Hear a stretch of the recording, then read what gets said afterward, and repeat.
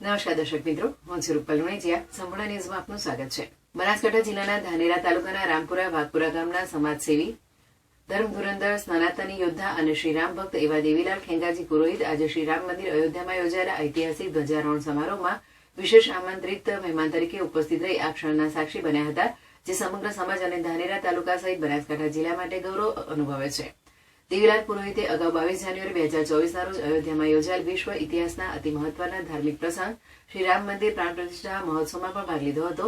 તેઓએ જણાવ્યું છે કે બે ઐતિહાસિક ક્ષણોના સાક્ષી બનવાનો મોકો મળવો પોતે અત્યંત ગૌરવની વાત છે. આજના ધ્વજારોહણ સમારોહમાં રામરાજ્યના પવિત્ર સંકલ્પને શાશ્વત બનાવે તેવો દિવસ હોવાનું તેમણે જણાવ્યું હતું.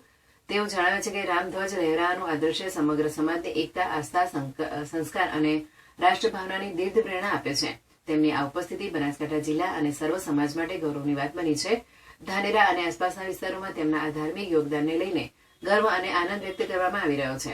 અત્રે ઉલ્લેખનીય છે કે દેવીલાલ ખેંગાજી પુરોહિત બાલ્યકાલથી સંઘ સાથે જોડાયેલા છે. તેઓ સમાજસેવી, શિક્ષણ પ્રેમીની સાથે સાથે સનાતની યોદ્ધા તરીકે ઉભરી આવ્યા છે. ત્યારે આજના આ અયોધ્યાના અલૌકિક અવસર રામ મંદિર ઉપર ધ્વજારોહણના સાક્ષી બન્યા હતા.